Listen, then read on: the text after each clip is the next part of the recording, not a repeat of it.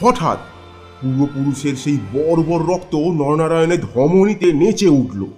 তিনি মনে মনে বললেন, আমার অপমান আমি একরকম ভুলে গিয়েছিলাম বউ ঠাকুরন, কিন্তু তোমার অপমান আমি সহ্য করতে পারবো না কখনো। কিছুদিন কেটে গেল। তারপর একদিন এক শীতের ভোর রাত্রির কুয়াশা কেটে যাওয়ায় সঙ্গে সঙ্গে দেখা গেল কীর্তিরায়ের গড়ের খালের মুখ ছিপে সুলুপে জাহাজে ভরে গিয়েছে।